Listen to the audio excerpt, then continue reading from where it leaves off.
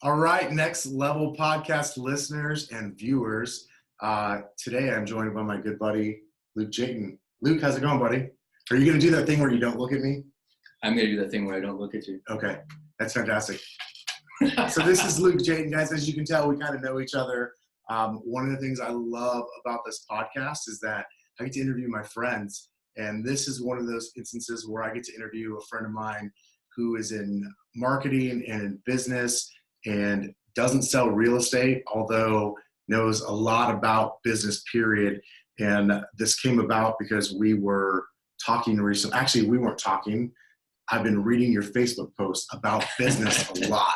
And because when you go into your business posts, when you're not talking about rock climbing, they're fascinating, like the things that you pick up. So I thought it'd be cool to record an episode, probably talk about some direct response stuff and kind of your background and a few things like that. So thought it'd be a good time to get together today. We met sweating though. We did. We met at CrossFit 480, 2013? 12? 12? 12 is when I started. Is that when you started there? Yeah. Then yeah, 2012. So we met there, and then I don't know, we started talking one day, and I realized that I think you asked me what I did for a living, and I was very vague and said something, and you're like, I don't remember exactly how it was. But then you were like, oh my God, you do marketing? I love marketing. Yeah, I could tell because you were trying to avoid the conversation. You're like, oh, it's one of those normal guys, lives in Scottsdale, he's probably got a job or something, and you didn't want to have that conversation. Really, I'm like, oh, I'm at the gym. I don't really want to talk business. I'm just here to work out. Yeah, and then I come to find out you clean carpets, you have mailed. How many postcards do you think you've mailed in your day? Millions. I don't know how many millions, but millions. Like millions of postcards. Yeah, millions of individual postcards. That's a lot of postage, and it's a lot of written copy on postage. And so the reason that one of the things I love about talking with Luke is he sees things a lot differently than most. He always thinks, maybe not always, but we tend to have conversations where I'm asking him about his viewpoint from a marketing perspective, regardless of the business, and that goes over to real estate. Like so much of what we do as realtors is actually about sales and marketing as well. It's not just about realtoring, if you will. It's not just about contracts, although that is a big and important part of it. I believe learning how to get clients, learning how to run a business, have a continuous funnel of clients and business is important, and we can learn from people no matter the industry they're in. So, well, yeah. So my experience with realtors, it's very brief, but I can tell you, in 1989, I got my real estate license in Arizona, and as soon as I passed the test, my first wife and I, we moved to Florida. So I never signed on with an agency. I mean, a brokerage. I never sold a house or anything, but I went through that whole process. So I understand what you go through there. And I also understand kind of what the expectation of a new realtor is, which is, well, I've got the license. Now I'm with a great broker. The sales and listings are just going to come in and I can just kick back and I'm going to get rich now in real estate. That, and it's funny too, because when you go through real estate school, as you did, you realize they don't teach you a damn thing about actually getting a client. No, it's all the legal stuff. Oh yeah, it's all the stuff I like to tell people. It's how you stay out of jail, and right. And so you realize that. So let's do this. I would like to give a little background. So tell me about your business experience. Like, what was the first business you had? Were you in high school? Was it after high school? And kind of like, how did you get into becoming a marketing person? And I want to talk about that in depth, obviously, but tell me about your first business experience. Well, I mean, my first business experience was kind of like lots of kids. It was, lawn mowing. I had lawn mowing customers, and I had friends that in high school, everybody wanted a paper route because the paper route was like, it's guaranteed money and like, you got to go do the thing. And I always looked at that and said, well, let's see. I had a friend who had one, and his made him about $75 or $80 a month, which all of us kids thought was, fantastic amount of money. But he was up at like 4 a.m. every single day, folding papers, getting them ready, getting on his bike, and then once a month he had to go around and collect all the money. And I'm like, that's a lot of labor for 75. Like at 11, 12 years old, I'm thinking that's a lot of labor for that amount of money. I can go mow a lawn and charge $5 and do 4 lawns in a Saturday, make 20 bucks, and I can make the same money he's making, but I work 1 day a week. Like I was happy with that. I thought you were, I was waiting for you to say, but I just paid one of my friends $4 per loan and I got 20 clients instead. I wasn't that smart. I wasn't Mark Twain yet. You hadn't figured that piece out yet. No. Something tells me that had you thought about lawn mowing even just a little bit longer, you might have got to that point. Well, it's funny because the next business that I had, fast forward to high school, I had a landscaping business with a friend, but we did something that a lot of people, I recommend anybody in any field, whether they're in real estate or whatever, do, which is we specialized. So what we did was we bought just the equipment, partly because it was less expensive than going and buying everything you need to be in the full landscaping business, like lawnmowers and blowers and all this stuff. My friend's dad had a chainsaw, and we had like a 20-foot double ladder, and we would go and do palm trees. So we would find a neighborhood that was filled with palm trees in Tucson, and we could kind of like walk through, and basically nobody would do that themselves. This is back in the days when people didn't really hire landscapers unless it was commercial. And so, because everybody mowed their own lawns, but nobody's going to go climb up a 30-foot tree. And so we'd knock on the door, hey, we noticed we're in the neighborhood, we noticed your palm tree needs to be done. And we'd do that. And so we could go through a neighborhood like in an afternoon, and between the two of us make $300. And it was amazing. We did that after school, like, our senior year, almost every day after school. It's funny you say that, because here we're recording this and it's mid 2019, right? Yeah. And you said specialize, and that I've had that conversation with more people in the last 6 months than I've ever had in my entire career, which granted is only about 12 years now in real estate. Right. We're talking to realtors about, guys, we need to it's time to niche down. If you're a generalist, you're going to die. Yeah.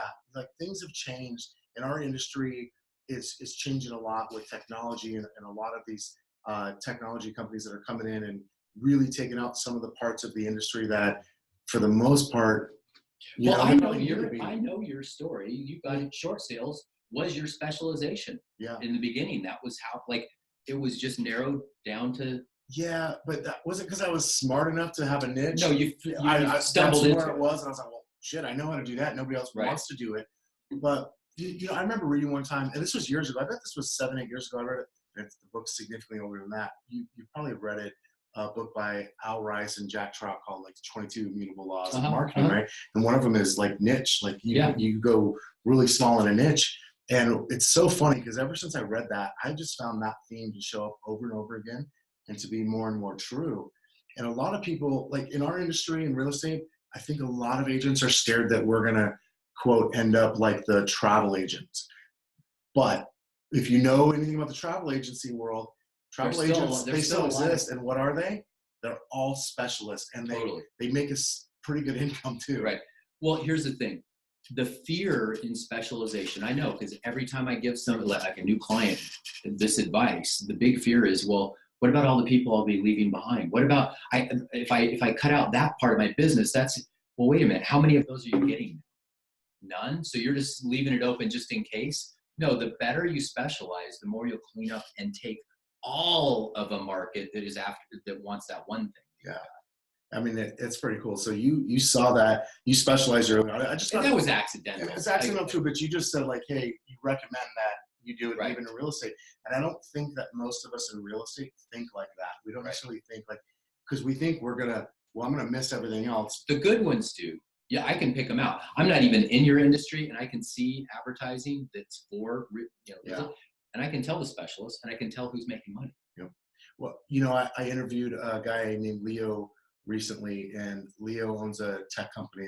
It's getting pretty big, but he used to be the #1 agent in the country when he was still selling. And he was always in a niche. He was always in a niche, and that niche was always able to bring him a ton of business from, 1 or 2 clients could bring in a ton of deals. Right. And so it's just something that's been shown. It can be specializing in an area. It can be specializing in a price point. It can be. There's so many different. A certain type. Yeah. Yeah. It's interesting. So buyers or sellers, or only people relocating from another state. There's all kinds of specialties you can do. Oh yeah, there really are. Okay, so did the landscaping business, but let's. What about the first time you ever had to market? Tell me about that was a carpet cleaning business. So right after high school, started a carpet cleaning business. And this was sort of my jump into like, I didn't know anything about advertising. I didn't know, I mean, other than having, answered ads and, like everybody. Yeah. So you go into it, and at first, so we got this business, we got very, very small budget, and it's got to work. Like, there's no other income. And so I start off like most people do, just mimicking what the competitors are doing. So look in the yellow pages. What do other carpet cleaners use for their ads? Okay, well, that must work. A picture of your truck and all that. Just stupid shit that I think every new person does, because they're too scared to use their own brain, and instead they go, well, this is what the whole market's doing. Yeah, the whole market's floundering. Don't follow that. But we very quickly started doing things to specialize. So one of the things that I did to set myself apart in that business was there wasn't anybody at the time that would give a hard quote over the phone. So my USP, my unique selling proposition, was every other person in that at that time frame in the 80s was that industry was known as scammers, people that would bait and switch. They'd get you to let them in their house, and then everything's an upsell, and they'd have your carpet half done and then tell you it was it was just really shady. And I said, well, how could we set ourselves apart? Well, we did a couple of things. First of all, I and all the people I hired, we wore uniforms. Like, nobody was doing that either at the time. So clean white shirt, white pants. So we looked completely different than all the hippies that would come, the pot smoking. I mean, there was a element in that industry that was, nobody wanted those guys in their house. Yeah. So we did that. But the big USP was we put in our advertising an exact price.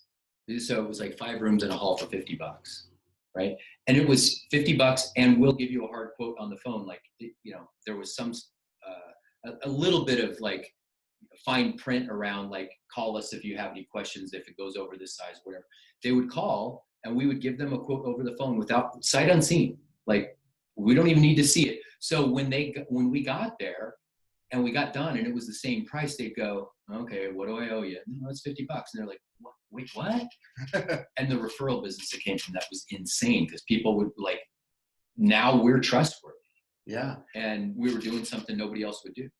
So let me ask you this question. Did you get into the carpet cleaning business because you knew how to market, or because you thought, hey, I can make this business work? I didn't know how to market. My first job, I don't want to go through the whole thing, it would take too long, but my first job out of high school was working for this merchandising company. It was really great pay, but I hated the job, couldn't stand it. And I quit and didn't know what I was going to do. And a family friend of my parents owned a carpet cleaning business. And they said, well, you can go get a job working for Gary for a little while. And it was like an interim thing. Like, I don't know what I'm going to do next. And after about 2 or 3 weeks, he trusted me enough to kind of show me what was going on. I noticed what we were collecting, and I'm always adding things up, and I'm going, and they live in a really nice house. He always drives new cars. I'm looking at the books, like, we're doing several $1,000s a week, and most of this is profit. I could start this. This is easy. So it was literally just seeing somebody else doing it that made me kind of realize, like, oh wow, I could do that. So this guy's a doofus and he's making $5,000 a week. Okay, like, let me in. I could do that too. So okay, so you start to figure that out. Like, hey, if I stand out, I've got this different USP because I'm not scamming people. We're clean cut. We show up in a uniform. Business starts to grow. Right. And then what happens from there? So my idea was that immediately is I wanted to franchise, and because I wasn't in this to just grow a carpet cleaning. Right. And I was 19 at the time, and I went and met with some lawyers about setting up all the documents and everything you need to do to franchise. And they came back and they said, okay, great, to get licensed in all the states and get your initial UFOC and everything. At the time, it was like $75,000. And that might as well have been $100 million to me at the time. So that, to me, because of where I was coming from, felt like an insurmountable goal. And so immediately I just lost all interest in the business. It was like, let me look for something else. And that's when I started like hunting around for direct response stuff. So I ran the business, but my heart wasn't in it anymore at all. Interesting. And not too long after that, I sold it. Okay, so is that when you made a jump to direct response? It was kind of, there's some overlap there. Okay. So I was, flipping through a Sports Illustrated magazine. Swimsuit issue? I don't know, maybe. I can't imagine like reading Sports Illustrated if there weren't swimsuits. That's what I'm thinking like, hold on a second, Luke's reading this Sports Illustrated, like Cindy Crawford was on the cover. I didn't buy the magazine. I was flipping through it, and there was an ad in there for this book called The Royal Road to Riches. And it was like one of these typical, get rich quick, like buy my book and learn how to become a millionaire kind of thing. That was this full page ad in Sports Illustrated. I know how much those cost. That's not cheap. And the book was like $15, and I was like, that's probably bullshit, but whatever, it's $15. So I bought it. And that was really my first exposure to anything that looked like direct response. And so when the book came, I started reading it, and within about one chapter, I was like, oh, I get it. It's about selling this book. And then building it back in, learning all the stuff that goes into that. And so that was my first exposure. Okay, cool. So, and we can advance this a little bit. So you realize like, oh, okay, there's something here. Yeah. Again, not exactly like the carpet business, but something where you go, oh, I see what they're doing here. I could do this. Probably thinking I could probably even do this better is my guess. Yeah. So tell me what happens. Like when do you start getting into your first direct response type of business, where it's like you're clear that that's what you are. You're direct response marketing now. Yeah. See, that it was not that straight of a line. Okay. There was lots of overlap in between there, and there was probably about an 8 or 9 year period during the 90s where I was heavily involved in network marketing, because that was the closest thing to direct. It was like a marriage between direct response and sales and marketing. And it's not, honestly, it's not actually any of those things, but it's a little bit of each of those things. It's like training wheels. It's funny because if you talk to some people, some people have a weird kind of icky feeling about network marketing. Yeah. And then other people go, oh, that's an amazing training ground for business. Like there's not a better training ground, because I think I've never heard anybody say it that way, but I believe it's because of those three things. It's kind of marketing. It's kind of a little bit of sales. It's relationships, right? Right. And so that's interesting. I did pretty well in it for several years, but never really found a home. It was kind of like, oh, well, this one was great for a couple of years, and then this was great for a couple of years. But I learned a lot of stuff, and I also got to the point where, so the other thing that exposes you to is that industry is really, really heavy on personal development. Right. Not necessarily directly, but they're teaching it a lot because they know that you need that armor. You got to get over your own shit if you're going to go get rejected that much. Right. Yeah. So it did a lot of that. It exposed me to Tony Robbins and like all kinds of stuff that made me think different and kind of look for other possibilities. And I would say that up until that point, I was kind of the anti-salesman. Like I thought sales was sleazy, and even though I would do sales, I always prided myself on doing it different. Like, I'm not going to do it like those other guys, right? Yeah.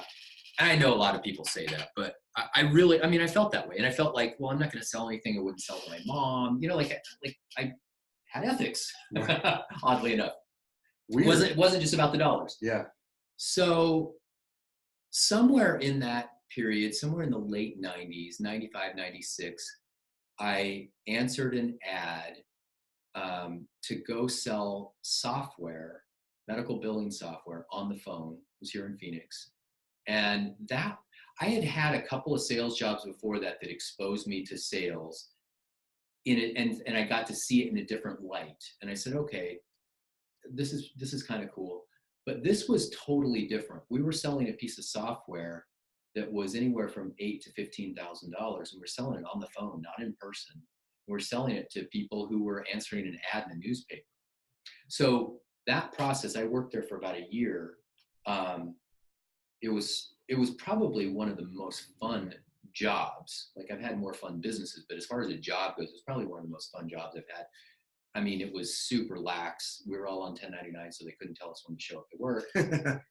So we would work Monday and Tuesday because that's when the phones would ring the most. And then, like it was a fun job. But the things that I learned there about direct response are that office was spending about $40,000 a week in advertising. And I got to see exactly how that was done over time. Oh, wow. I got to know the person in the office who was in charge of all that. And I sat with her and like asked questions. And so this was all running in classified ads in the newspapers all over the US. Oh, wow. And so in order to make those phones ring, they knew exactly what it would cost per call to make it run. So I started looking at metrics and things that you really care about in direct response. A $1 call ends up, out of those, 5 will qualify to get a package that we send out. So now it's $5 for that. The package has $20 sent out. So we've got $25 in cost to generate a really good lead. And on average, 1 out of 20 of those will close at $15,000. I'm like, okay. So like all of those things were laying the groundwork for how I looked at every other direct response type business. Interesting. So the numbers matter a lot. Did you start to see yourself as like, was this a progression of like, hey, I think I get this marketing thing, or I like this direct response marketing thing, and over time you started to see yourself as more of that? Kind of. I mean, it's funny because I didn't. It's embarrassing to admit. No, I just thought I was smarter than everybody. So whenever I would see somebody doing something, I go, "Oh, that's pretty cool. I could do that like 3 times better." So it wasn't like directly thinking, "Oh, I'm a direct response guy." As a matter of fact, during that period of time in that office, somebody said, "Hey, have you ever heard of Dan Kennedy?" And Dan was new on the national scene. He had been around for a while, but he was kind of new on the national scene at that time. And I'm like, he showed me a couple of things. I'm like, yeah, the guy's probably just a hack. Like I just totally dismissed it. And it's funny because the guy who asked me, his girlfriend was Dan's secretary. Oh, Dan used to be here in Phoenix. And I don't know if everybody knows who Dan Kennedy is, but Dan Kennedy's a really well-known direct response guy. He's taught anybody that's anybody now learn from it. Yeah, I was going to say anybody who studied marketing on any level, if they wanted to learn how to write sales copy, if you want to learn literally, I actually had speaking from stage, like all kinds of stuff. I actually just had a probably hour-long conversation about it because I met someone the other night for the first time in person. Okay. And he'd sent me a couple books a few years ago as a thank you for something. Yeah. And one of those books was one of Dan Kennedy's books. Yeah. It was his favorite Dan Kennedy book. And he's going to Dan Kennedy's event in Cleveland in a couple weeks or whatever.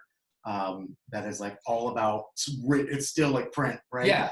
And yeah. At any rate, so I had this whole conversation about him, and he's in the real estate world. So yeah, I think there's enough people. And if you don't know who Dan Kennedy is, you got to look him up. Yeah. So suffice to say, now I respect him immensely. I think he's one of the forefathers of this industry, of the direct response world. I hate to call that an industry, but the direct response world. But at the time, I was so arrogant and so full of myself that it's like, no, if I see one thing, I know how to make this 1% better and this 2% better, and then I'm going to make a better whole.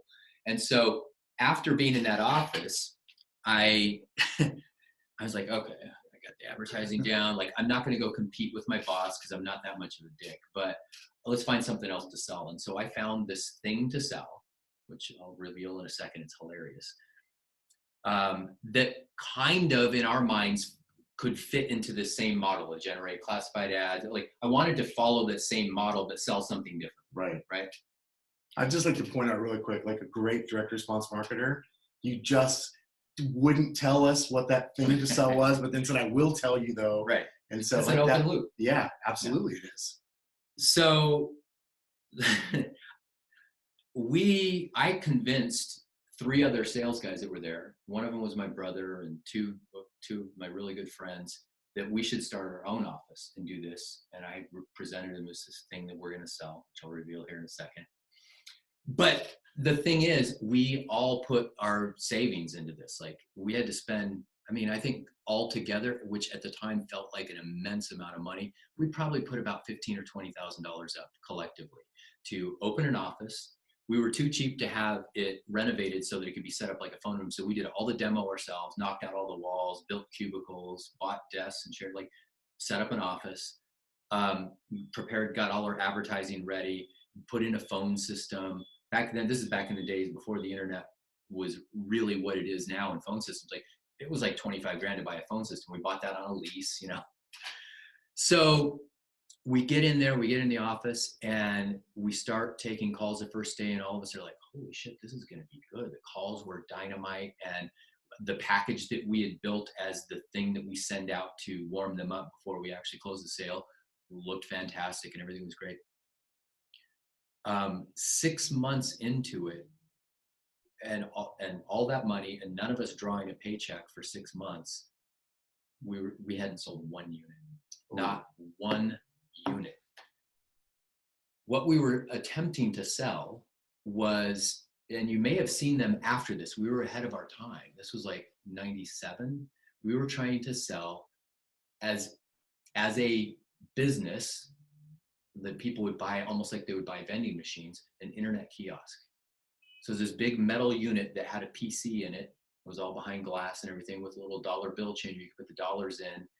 And almost like an internet cafe would be like, you know, they still have them overseas, but it was way too early. Nobody was like, I'm not going to put $2 in there for 5 minutes on the internet. And the internet was dial-up. I was like 5 minutes, you might almost be connected. Right. You might download one picture, you know? So it bombed. And it was really humbling because that was the very first time yet in my whole sales and business adventure where I was like, willing to admit I don't know everything. And that was actually the beginning of actually starting to really learn. Well, it's funny you say that. So I was speaking to a group of realtors yesterday, and one of the points the topics that came up, and I really wanted to drive home because I'm passionate about it, is we don't typically learn from our wins.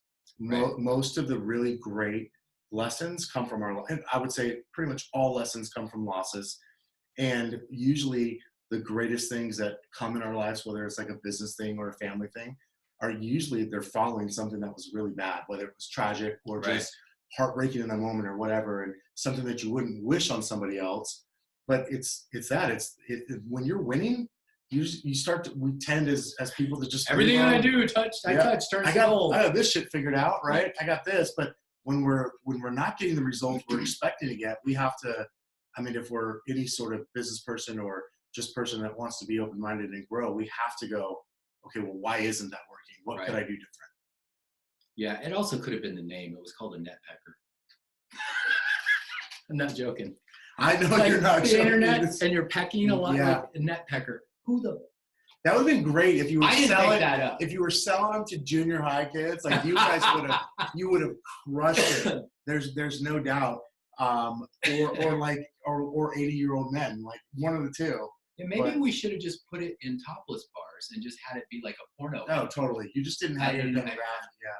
You should have niched that down one or two more, and you would have got it. Yeah. So okay, so that's a bomb. Yeah, that's a total bomb. Lose money. The most beautiful thing about that though was, like I said earlier, I came away willing to be beginner's mind and like literally go, okay, I know nothing. Well, one of the guys that I'd been working with at the time was regaling us with all these crazy stories about having worked at Don LaPree's office, the infomercial guy that was also here in Phoenix. For those of you too young to remember, he was on TV with an infomercial for, I don't know, 8 or 10 years. Nah, longer than that, 10 years. He was he was a crazy character. You remember all those infomercials. Oh, yeah.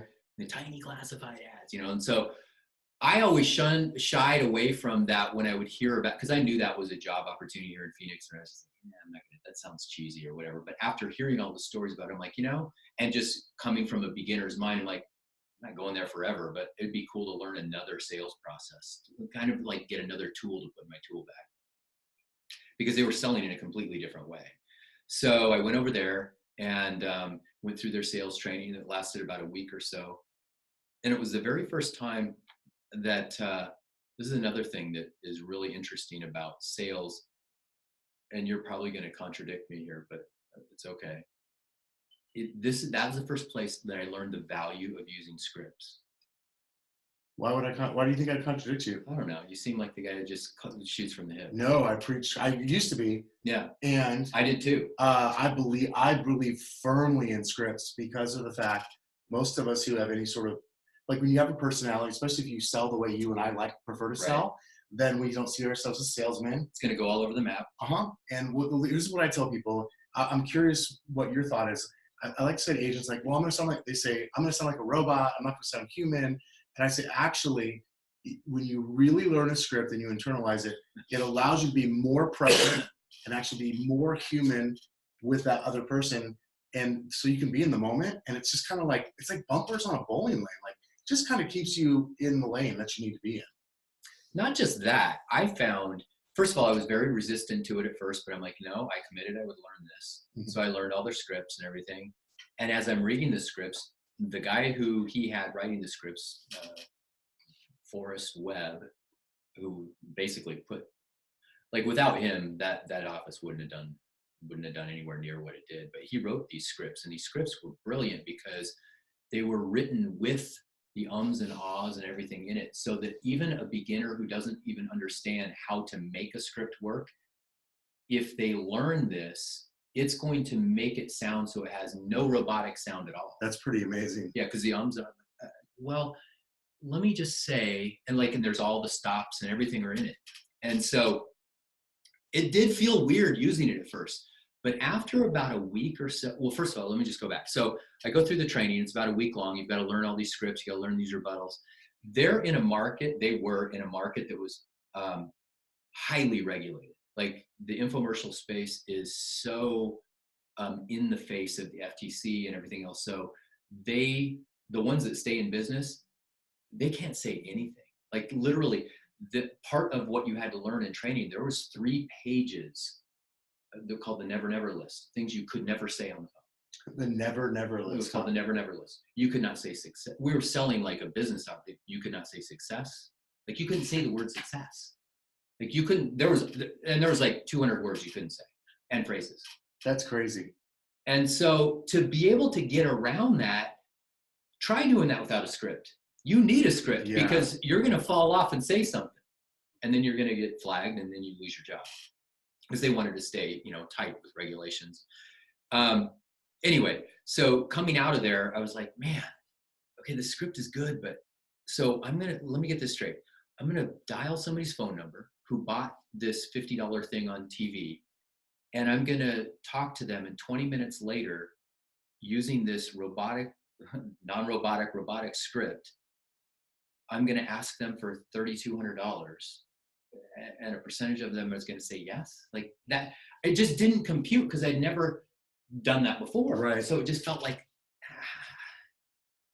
and this isn't $3,200 in 2019. This is $3,200 in 1998.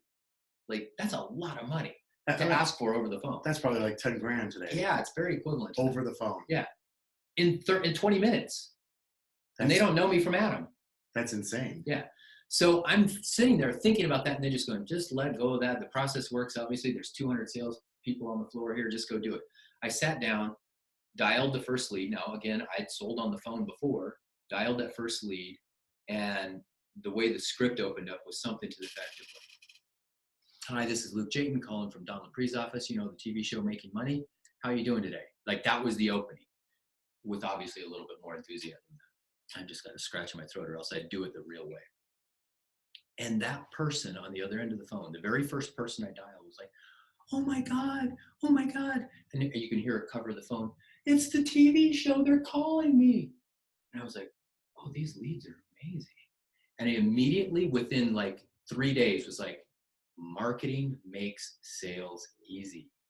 Because that's what happened. He's on TV, has got all this credibility with his audience, not with everybody, but with his audience, he has all this credibility that he's built up over years, and people are going, all of these credibility elements, I won't list them all off, that allowed me to now talk to a stranger and have them receive me like they're excited to talk to me.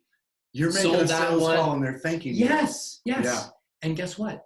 Later, I learned how to do that with my own lead. Like doing that and makes people predisposed to want to do business with you. Yeah. Marketing makes sales easy. So before, when I was a salesman, I'm like, marketing, whatever. Then when I became, I did go through a phase where sales, whatever, I just do marketing. But really, it's a perfect marriage when they're done Marketing makes sales easy.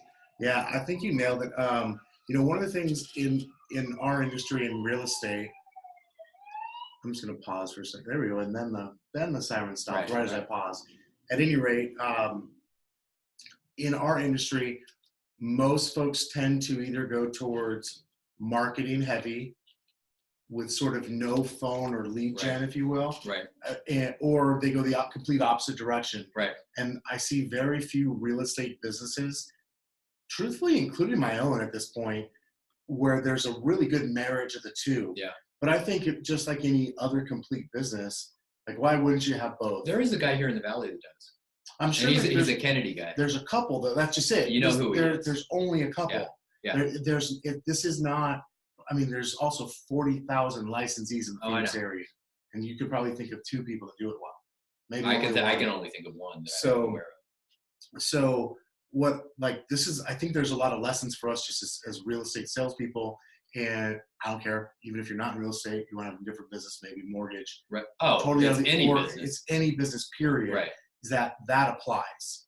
Correct. And you can set your business up the same way. And I agree, like marketing and sales, like they complement each other. They're there to help each other. Specifically, marketing should be doing the heavy lifting. Right.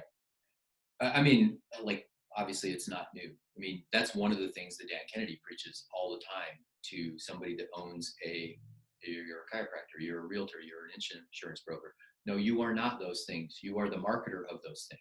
Yep. That's what it is. And if you don't get that straight, it's going to be a hard road. Well, we led off your story about how you actually went through real estate school in Arizona, never hung your license anywhere, but you learn how all of the technical things, right? The legal things, because you're dealing with legal contracts. So, and you, like you said, chiropractor and insurance, you see yourself as, I'm the person professional. Professional. I write real estate contracts. I adjust people, whatever the case is. Insurance, you got to go get a big long license for that too. Same thing. Great. You're actually unemployed until you have somebody that says, yes, I'll do that with you, or you can do that to me. Right. You can sell me that. And so how do you become employed? Right. You got to market and lead generate. Right. Tons of different ways, but if you do it right, I guess was it Peter Drucker that said the goal of marketing is to make sales superfluous? I believe it was. Yeah, it's something to that effect. But it's like, and really hardcore direct response can do it where there's no sales people involved. But a lot of the service-based sales businesses, you're not going to eliminate the human element. In fact, you don't really want to. So the goal is to make marketing, make it so that the sales process is really just answering questions and taking an order. Yeah. I mean, wouldn't that be great? I mean, think about that. Wouldn't that be great is if all of our leads were actually just people standing in line? Yeah. Like at say you're at a burger stand, right, and they're just standing in line to go, hey, I want the double cheeseburger and the fries, or give me the Coke too, or whatever. Right. I mean, that would be amazing if the rest of our businesses ran that way. Like people just literally stood in line for it. But there's a way to make it that way is what I'm hearing. Correct. Yeah. So after that, I learned sort of that model and went and opened a sales office myself, and didn't take. So once you learn the marketing and sales side of things, this is going to sound sort of harsh and cold, but it almost doesn't matter what you're selling. Like you want something ethical, you want something that serves customers, but in terms of whether it was selling a house or selling an insurance policy, I don't care. It's really just more about the sales and marketing process to make that happen and to make it happen in volume. And so I went and opened an office. We were selling, it's like a discount health card, which I found at this, I found on, this place where you could go and buy wholesale goods, and I could get it. The biggest attraction to me was it had huge margins. It was like, I could buy them in bulk for like $8 a piece. They had a retail value of $300. And so how the hell are you going to sell these? Basically it's a medical discount card that gave you discounts at, drugstores and off your prescriptions and all kinds of stuff, eyewear and things like that. And there were other people selling things like that at the time. But what I realized was if you go out and just try to sell that, that's going to be nearly impossible. If you try to market it without selling it, it felt to me like it was going to be nearly impossible. Again, this is the internet was around, but it wasn't like the internet wasn't where people were ordering stuff. This is sort of like before Amazon really got big and all that. So, so I put together a marketing piece that like generated inbound calls. And one of the things that I was really keen on is when I hired salespeople, I wouldn't ask them to do anything I didn't want to do, which I don't know if that's good or bad, but like I felt for them. Mm-hmm. I hated outbound calling. So my goal was I'm going to only make the phones ring. And so when you got hired here, you're only taking inbound. Well, if you've ever sold anything and you sold on the phone, that's a cush job. Yeah, people are calling and they're basically just want to ask a few questions and buy. And you have to close, but like, because it was a $300 thing that they didn't really know exactly what it was until you explained it a little bit more. But the idea was, if I can have salespeople, if I make their job easy, I'll never have to replace them. And in that world of, phone sales, the biggest problem that people had was turnover.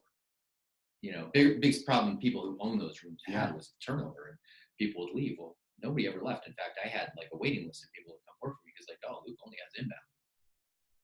And that was because of marketing. Yeah. I mean, that's pretty amazing. So if I went and told your guys downstairs that like, well, no, there's 39,000 realtors in the greater Phoenix area that are looking for just how does my phone ring, and they want someone else to make it ring. Right.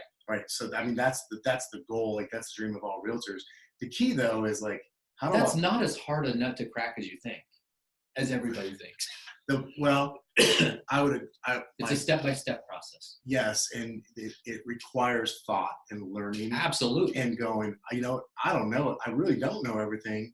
And it's this thing. I also think too, part of it is as realtors, we come in and it is this technical thing, right? It's a legal contract. Sure. And so we're worried about like the A's, B's, and C's, the 1, 2, 3s of it. And there's a lot to learn. Like it's the first time you write an offer, hell, the first time you just go show a house and open a door with your key, and you're letting somebody else into somebody else's house, and you're essentially liable for all that now. Sure. There's a lot of you're not thinking about marketing in that moment. You're not thinking about adding another skill that you don't already have. And that I think that's part of it. And then we get set in our ways. Yeah. And so we don't go exploring these other things. That's just a hunch. I could be wrong. Maybe that's just been my experience. I mean, that's like anything though. Like if you get stuck in, I'm always doing the busy work to just stay one step ahead, that's where you're going to stay. It's the age old saying, like you can't just work in the business, you have to work on the business. Right. And I don't care what your position is. If you're a realtor on your own, if you have a team like mine, if you are on a team like ours, doesn't matter. You actually have to spend time working on your business and not just in your business doing your job. I always like to look at myself as I have a job, or sometimes 2 or 3 within our business, within our Group 4610 sales team. And then I've got the time where I have to think about the business and make business decisions as well. Right. So let's do this. I would love to share the story. I want to talk about Postcard profits, if that's okay. Sure. Just because it's a cool story. It was a home run. I think by any measure. Will you just share with us? Not everyone listening to it knows what Postcard profits is. So what is it, obviously. and where did the idea for that come from? And just tell us about that journey, if you will, of kind of building something that big. Okay. How long can I go? However long it takes. It's my show. I get to. Yeah. So let me start. Let me think about where to start.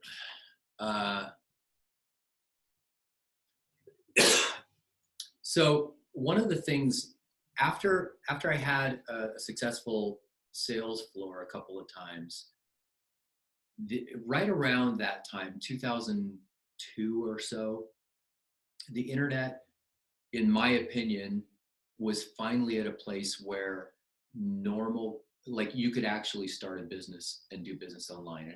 And it sounds silly because some people say, well, no, I had a business online in '96.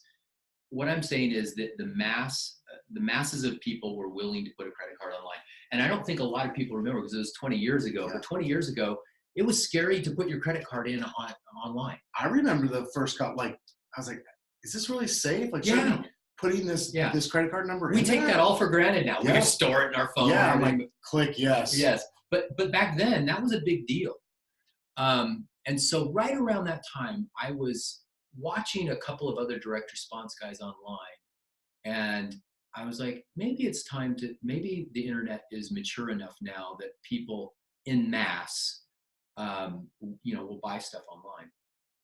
And so to get to the Postcard Profit story, I'm not going to tell this whole story, but I had an initial success online that was pretty significant. Like my first, jaunt into that did like $10 million in 7 months, selling like this $80 piece of software. And it was super fun because it was the first time that I started off the sales process generating a lead online and getting them to call a phone number, and then I had salespeople closing them, just like I did in prior stuff. And I got to the point where the salespeople were the bottleneck, and I was like, let's try to do this without salespeople. And so I changed some of the offer, changed the pricing around, and started doing it without the salespeople, and sales just skyrocketed because now it's not like, oh, there's too many leads to call. Like, they're all being sold online. And the minute that happened, it like totally changed everything for me. That to me is probably my first real direct response experience, 2002, selling that software online, because it was the first time that I had ever sold anything where I didn't have to talk to the person. So that's true direct response. So They responded, they bought, and I just shipped them the stuff, never talked to them. I have nowhere. I'm not like, I'm just happy that I get to talk to you.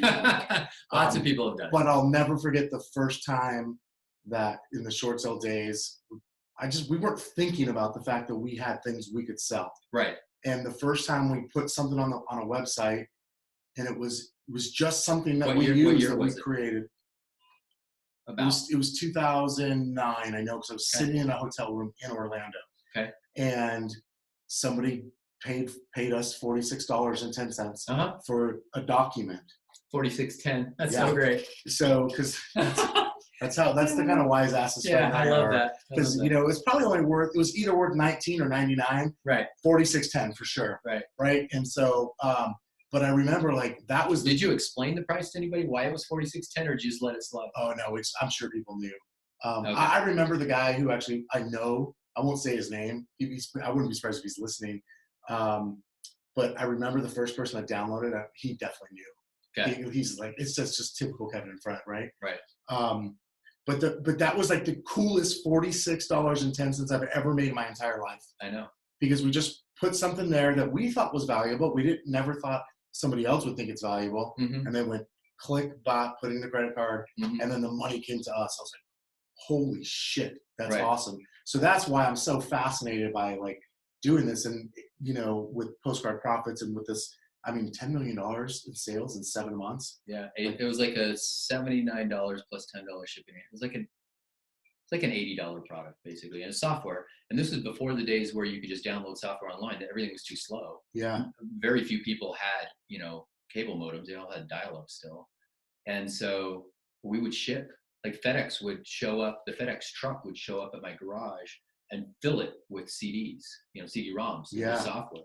And then we'd stuff them in envelopes and send them out. Like we were selling at the peak, like 2,000 units a day. Whoa. It was crazy. That's pretty crazy. Fun. But the thing is that I had the same experience where this is before canned spam. I just bought email lists and GetResponse would let you upload 5,000 a day. They had a cap. You can only do 5,000. And so I uploaded them. I built out the website. The salespeople were still already selling this, but I built a duplicate website to try to sell without the salespeople. And hit send on the email and left. A friend of mine invited me to go to a Suns game. So I'm like, yeah, so I don't sit here and hit refresh and be worried if this is going to make a sell or not. Came back after 3 or 4 hours or however long a basketball game is. I made $5,000. I was like, okay, this is going to be good. Something I want to point out here. You may or may not enjoy this as much as I do, but we tend to get. I see a lot of people right now in the news. They're upset with like Lyft and Uber, and like people will criticize Uber because people are driving for Uber, and essentially they're just going to be replaced, right? It's going to be autonomous, right? And that's absolutely their goal. people think the same thing about real estate agents. Sure. But you just did the same thing in that sales business. What year was that?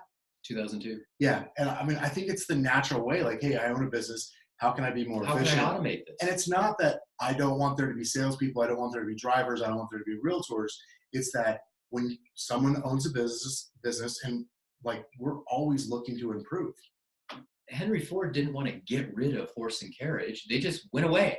Yeah. Like, because this is better. Yeah. Like, that's just the way it is. Yeah. Because if you can make $5,000 with not having to pay someone half of it, then Right. why wouldn't you? Right. I just got to experience that 4610 thing again. My wife spent the last 3 months writing a course on having somebody get rid of their sugar addiction. So, yeah. And she put it up. She hasn't even started advertising yet, but she's put it up a couple days ago. And she comes running in the other room.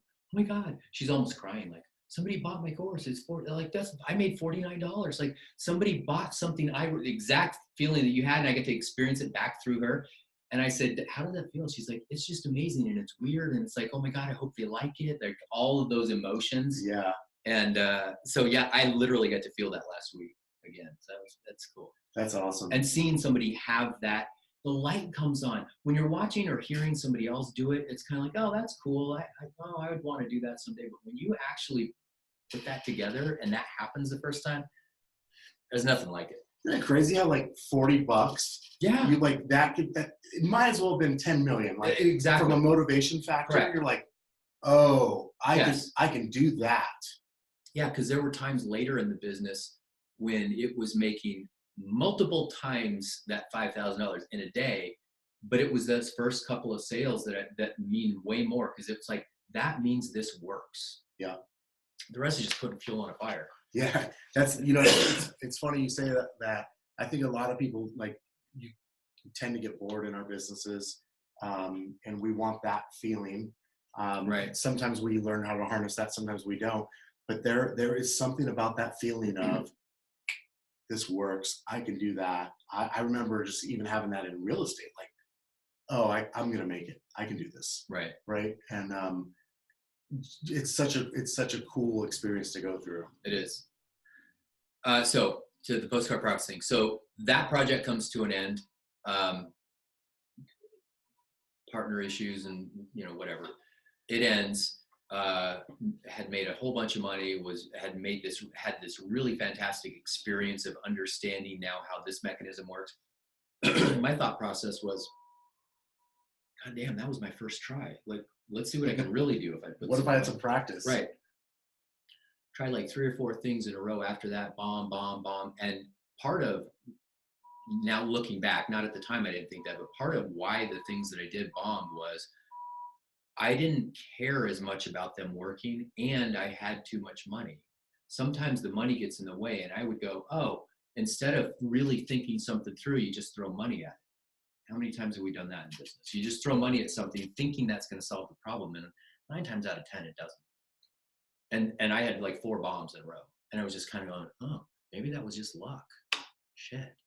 And during that process, I went back to doing direct mail like I really was kind of my first love.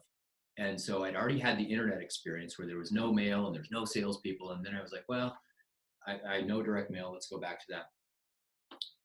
Started business. I basically, up until this point, I had never wanted to be the face of something. So like you said, you and Fred put the thing out, like your face is on it, you're teaching. That felt weird and uncomfortable to me. I didn't want to be the infomercial guy. I didn't want to be the guy going, hey, like whatever it was, I didn't want to be on it. So there was a place back then online that you could go. Actually, there were many places.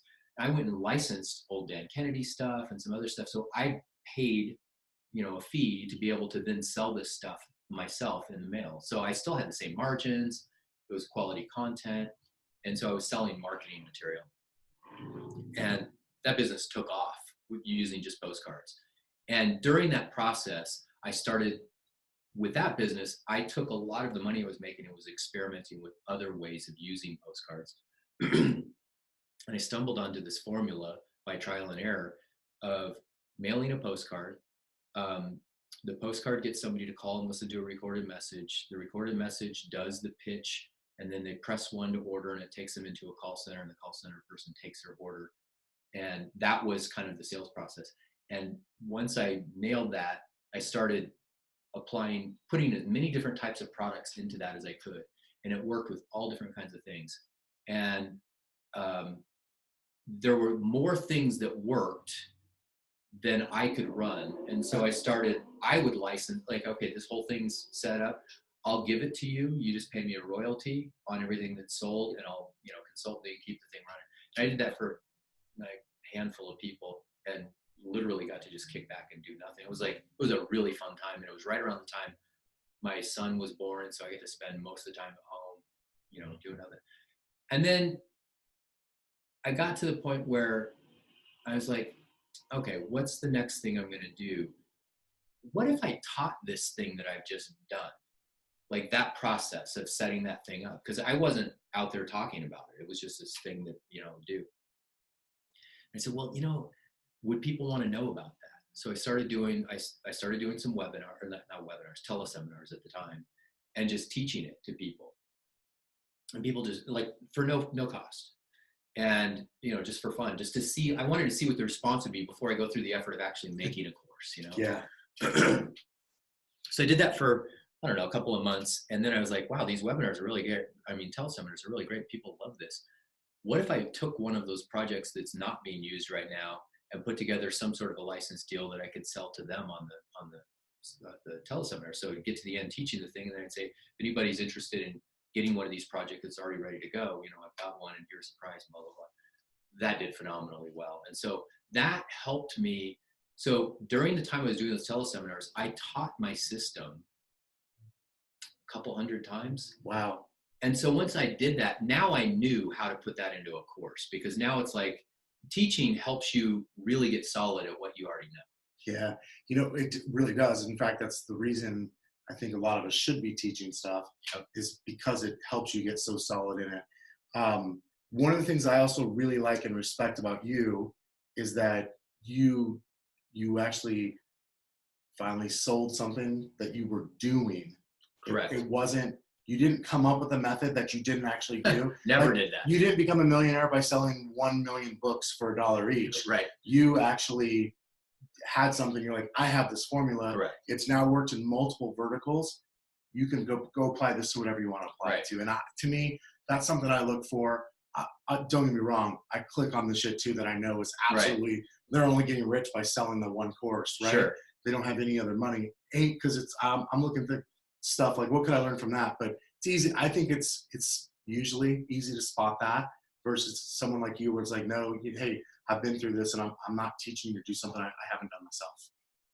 Yeah, and like you said, it's worked in so many different verticals.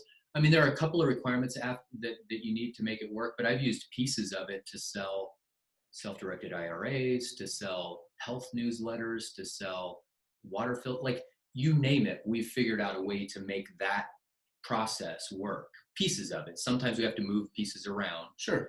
But that's what made me confident in going, okay, I could do a course, and I've got enough. I had so many case studies that I could share to help me sell the course and to like make people feel confident that like, oh, this works for lots of different things. And so put the course together, started selling it using postcards and direct mail, and it took off wildly. And at the time, I had been keeping track of what was going on online, but I hadn't sold anything online since 2003. And so this guy calls me. We had met through a mutual friend. He's like, well, why aren't you selling your course? Like, he found out about it. He's like, why aren't you selling this course online? I said, well, it's doing really great offline. And the challenge is I'm a salesman at heart. And the way that I see things going online is you see somebody selling something. And if it's not an e-commerce type thing, but if it's something that has to be sold, there's a sales letter, there's a button, and then there's a cart. And if I don't know if I want to read the whole thing, I just scroll to the bottom and see what the price is, right? And I said, imagine me as a salesman selling vacuum cleaners and knocking on your door and saying, Kevin, I got this $1,200 vacuum cleaner I want to sell to you, but I'm going to have to tell you about it. Slam, right? Yeah. No, I got to build value before I spring the price up.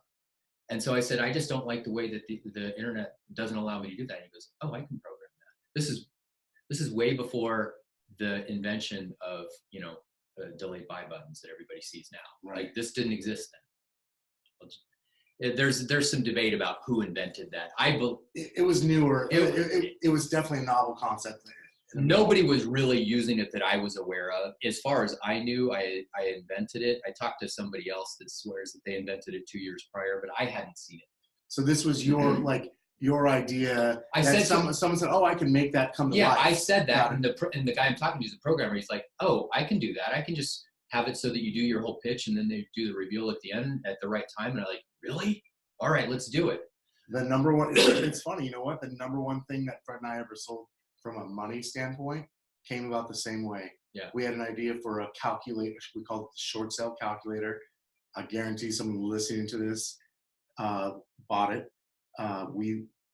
Essentially, we're just talking like, why can't we just have a computer or a calculator where someone says, I owe this much on my house, put in all it's the worth details. this much, and if it starts appreciating today at these 3 different rates, here's how long it takes to get to 0, and here's how much money that costs me in the meantime. So you don't have to do the math longhand. It's like, like it just, you literally put in your address, a couple other things, and it spit out a report to you. And we went, that's awesome. Where we missed, we just licensed it to somebody and they went and sold it. We did good on it, don't get me wrong. Yeah. But it was the same thing. He literally, we had the conversation. He goes, oh, he's like, you might need to hire one other person to program part of that. He's like, I could do that though. Right. And so he did. It probably cost us less than $2,000 to make this thing called the short sale calculator. That's awesome. And had we had the vision for what we have now, we would have used it to just generate leads around the country and either close the deals ourselves or charge referral fees as opposed to selling you a site for $1,000 or something like that. Right. At any rate, so I know that feeling. Like now it's so common, everyone thinks it's just always been around. But I remember the day that it came up. Yeah. So I basically said, okay, great. Again, having sold it offline, they would get a postcard, call a phone number, listen to a recorded message, and then press 1 and they'd order with the call center. To do it online, that recorded message, I wanted it to be video because I figured that would be the most effective. So I took parts of that pitch, fixed it a little bit, and also said, when you're mailing offline, you're mailing to people who already have bought something similar. Like I'm renting lists of buyers. Right. When you're going online, we didn't have that luxury. Like you've got keyword intent, you've got other things, but it's not the same. And so I felt like we needed more proof elements. So I said, well, why don't I go interview a bunch of the case studies, people I've already worked with. So I flew around the country, did our testimonials, just like we're doing this in person. That's pretty amazing. In person. And, got all this great video footage, brought it back. And then I shot the actual pitch part of the video. My brother edited the whole thing together. It went online and it took off immediately. Like day 1, it took off. And we ended up, so the course sold for $300. We ended up selling 30,000 units of it in 10 or 11 months or something like that. 30,000 units of it. Yeah. So it was really great. And people always ask me, well, why'd you take it off the market? Part of why I took it off the market was, well, there's 2 things. One, I thought I could do better. Again, arrogance, stupidity. And 2, this was like the beginning of 2010, and there was new rulings that came from the FTC that said that you couldn't use testimonials to sell. And our pitch was heavily testimonial driven. Yeah. So it was like, without that, I don't know we're going to get the conversion rate. So I set up a whole different sales funnel where they would get warmed up first before, so change things. But it was a fun adventure. It's pretty amazing. It's funny. I sit back and watch sometimes on your Facebook feed because some of the people I know of, I should say, some people I know, but some I just know of because I'm always kind of watching that world a little bit too. Right. And because it's interesting. It's super interesting. To me it is. And I love to see the interaction on your Facebook page where people like, oh my goodness, you made people call. And then they might even press 1, right? Because you call it the press 1 method, right? Right. And so, or another thing is, I've seen many jokes where people like, well, next thing you know, you're going to start mailing postcards, Luke, you know, or is this business going to start mailing postcards? And it's all funny because these guys obviously all know your reputation. They know that course.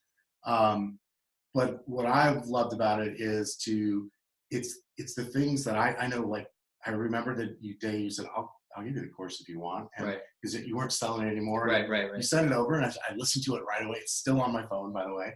And I've listened to it a handful of times because that was like the first time I went, oh, like somebody broke down the process of how to do this thing.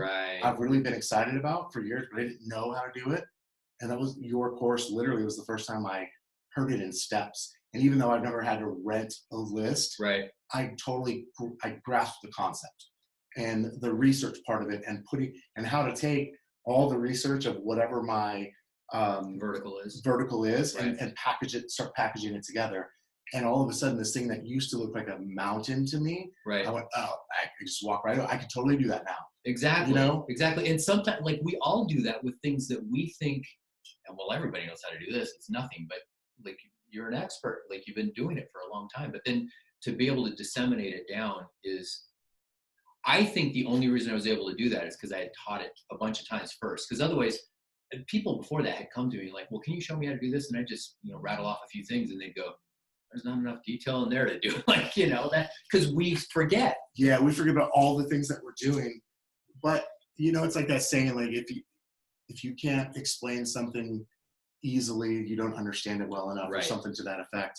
And that's the first time anybody ever explained direct response marketing very easily and very like a kindergartner could understand it type of deal at that level. And I was like, oh, I totally get it now. And it doesn't matter if it's actually a postcard or something different or electronic, because the principles I felt like were there. Yeah. So here's the weird part. And a lot of people don't get this. They'll look at that and they go, wow, that's really fantastic. So you must really know what you're doing with postcards. Like, oh yeah, I know some postcards things. A lot of people forget that we sold 30,000 units online.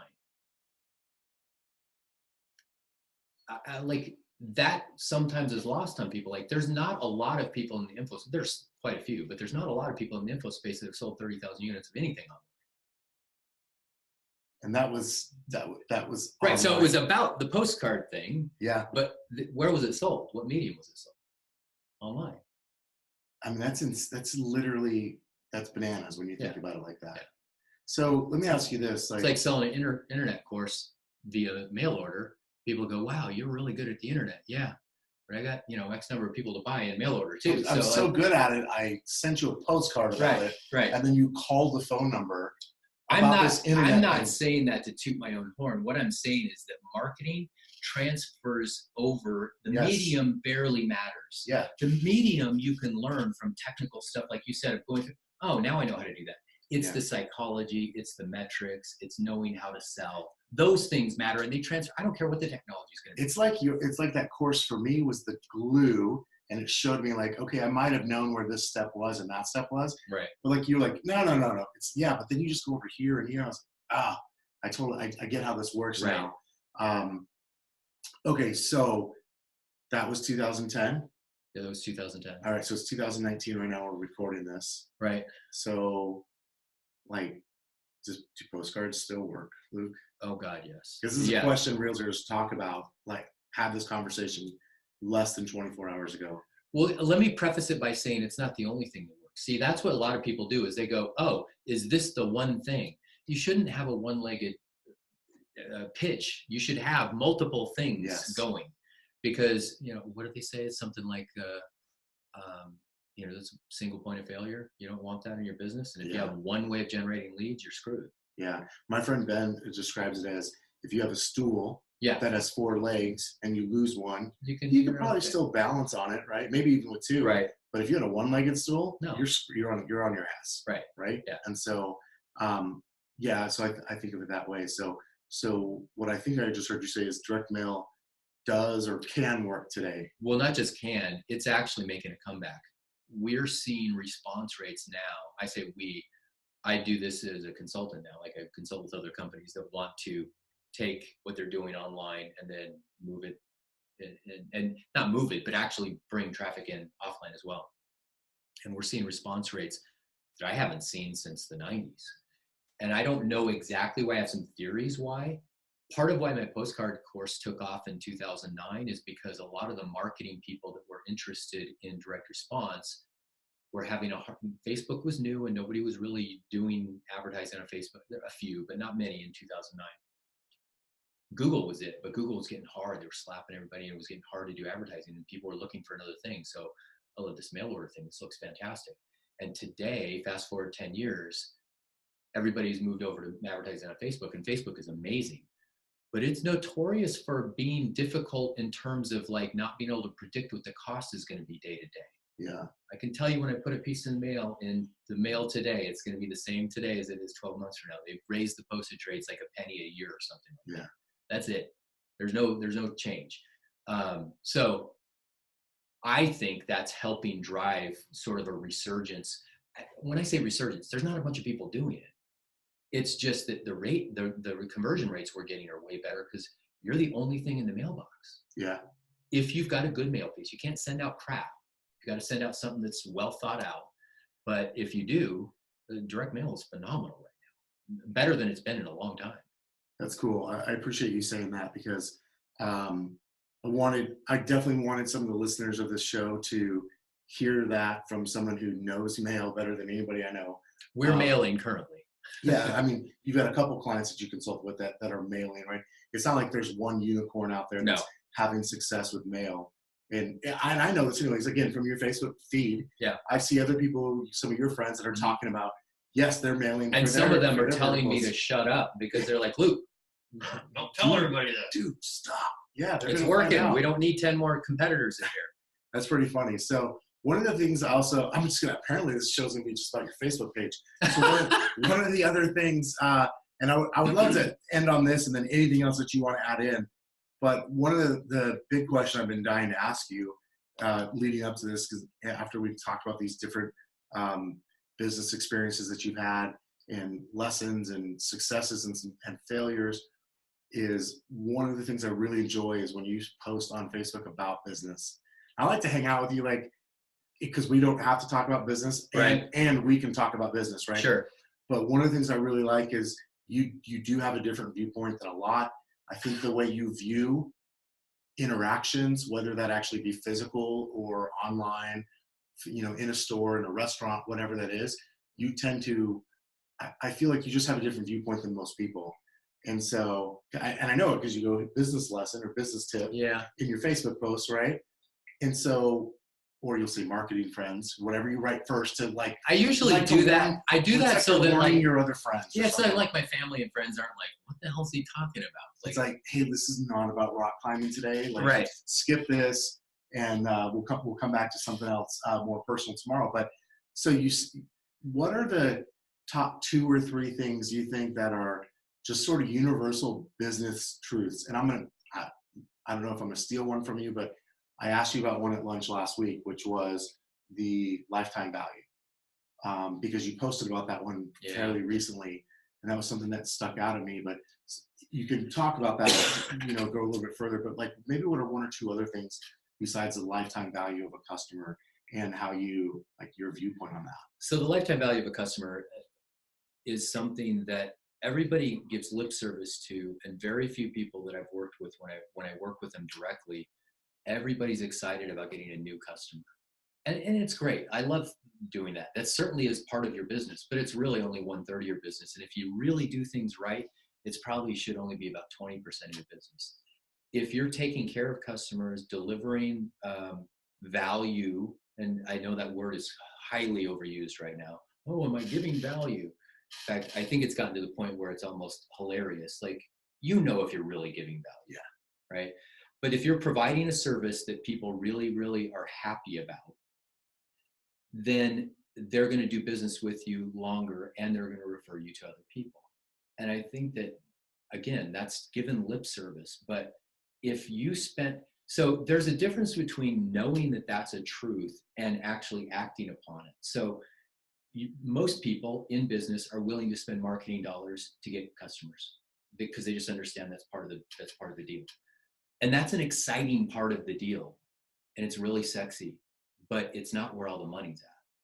you've got to have a constant flow of customers coming in, new clients, customers coming in. But if you took some of those marketing dollars, not just like, oh, I'm doing really good service. Yeah, so is everybody else. So are all your competitors. But if you spend some of those marketing dollars loving your existing customers, that will pay off so much bigger than your budget on the front end. That's kind of what we talk a little bit about at lunch. Like, what can you do with your existing database, your existing, I hate using that word database. They're people. Yeah. With your existing people, what can you do to remind them what you do, to remind them that you work on referrals, to remind them that, you know, maybe the market's right to sell or to buy or whatever. Things that you can do that don't do anything like that, that literally you're just like, you know, send them a Starbucks card, right? You know, whatever. We talked about a whole bunch of different things, but instead of just giving all of your energy to the new customers, if you're brand new, you've got to focus on the new customers because you have no people to go to. But if you've been in business for even a year, and many people have been in business 5-6 years and have this big backlog of people they've worked with in the past, that is a giant asset that most people are just doing nothing with except for hoping that someday they'll call them. Yeah. And it goes for every kind of business. We're talking about realtors, but it's really, really bad in the direct response world because the direct response guys spend all of their time. The really good ones will have, you know, 1 or 2 upsells that happen a little bit after the first sale, and they'll go, yeah, man, lifetime value is X number of dollars. Oh, really great. So what time, like what period of time does that take? Oh yeah, that's like 30 days. Okay, so you've got people that are on your list now, your customer list for 3 years. You're telling me that after the 30 days, you've never offered them anything else? You've never done anything else to help them? It's ridiculous. They spend, you know, $1 bazillion getting new people coming in on Facebook. It sounds to me like they're confusing the current total value of my offerings versus lifetime value. Right. Everybody's looking at the sexy numbers, cart value, which is like, you know, how much did they buy at the point of purchase, the, you know, conversion rate on the ad cost, the CPA. All of those things are fun to talk about because it's like, oh, you can make this little tweak. It's less sexy to talk about the back end, but there's, I mean, literally you can send an email and bring in more money than what it would have cost you to, yeah. So that's one little thing. You kind of put me on the spot. I'm thinking about, there's so many different ways. I guess at heart, I'm a contrarian. So when somebody says something, I listen to it. If 10 people say something, I go, it's probably bullshit. I like that. Like I'll listen to an expert, but if there's 10 experts saying the same thing, I'm going to question it. Doesn't mean it's bullshit, but I'm going to certainly question it. Okay. I like to zig when everybody else is zagging. Yeah, absolutely. Yeah. It's probably one of the things also that I appreciate about you. You also said something one time too, is being somebody that obviously studies other marketers and other businesses. I forget how you said it, but what I heard or what I read in my mind internalized as, I'm not just looking at what they're telling me that they're selling me. I'm actually looking at what they're doing. Yeah. Don't listen to what they're saying. Watch what they're doing. Yeah. That's what. And that's every marketer. Yeah. And I gave several examples. I don't want to call them all out here again, but examples of people who were doing something, or they were saying, hey, this is what you should do. But then when you really look at what they're doing, that's not what they're doing. It's totally different. Correct. Yeah. And I think that has to do with one of them was Dan Kennedy, our hero. You're right. He was basically on stage every single week. He did 2 things that met this rule. He was on stage every weekend doing the Peter Lowe tour. It lasted for almost 10 years. Wow. And he spoke 2-3 days a week for 10 years straight, pitching people on the idea of automated marketing. And what's he doing? Manual labor. Yeah. He's not doing automated marketing. Yeah. He's doing manual labor. Yeah. So that's an example. But that's a great example. And that's not to say that his automated marketing maybe wasn't amazing. No. I mean, a lot of his stuff is amazing. And he was doing manual labor. And it's kind of like we were talking about someone when you first walked in the building today. And he used to also talk about always do niche marketing. He was selling to the masses. Wow. That's interesting. I mean, Yeah, it's so funny. I told people to do postcard marketing. I was doing it online. Yeah. So it's not that it's not looking at it and going, oh, that person's a hypocrite. It's basically saying, oh, that works. And there's more to the story. Yeah. So there's no black and white. There's no one single thing that's going to be the magic arrow that's going to kill the beast. Well, I was talking about Adam Robinson when you walked in, and he was on this podcast. They happened to be talking about investing. Okay. And like these famous value investors, and obviously Warren Buffett comes up, but he basically debunks the myth of like, no, these guys aren't all using the same formula. He's like, there's something that everybody else doesn't know that they're looking at. Right. Like you have to understand, like there's more to this story than what we think the story is. Right. And so that was what jumped out to me about that Facebook post as well. So, all right, dude. Anything else you want to add in? Any last cry you want to get out to the realtors of mostly United States of America, probably a handful in Canada as well? Any messages you want to get out, whether about business marketing or just remember that you're not really in the business of putting people in houses. You're in the business of letting people know that that's what you do. I think that's solid. That's a really good way to end. So Next Level Agents podcast. We will talk to you next time. This is my friend Luke Jaten. Where can people catch up with you? Or do you even allow people? Yeah, I mean, I have there's hardly anybody on there. I have a public Facebook page, Luke Jaten. It's Facebook at facebook.com/Luke Jaten. I have a public one. I also have a private one. I mean, you can reach out there. I've got a lukejaten.com. You can go subscribe to an email list, my newsletter. Do it. It's cool. He writes pretty good emails when he writes them. I enjoy them. So they're fun. All right. lukejaten.com. Luke, thanks a lot, buddy. Been fun. I appreciate it, man.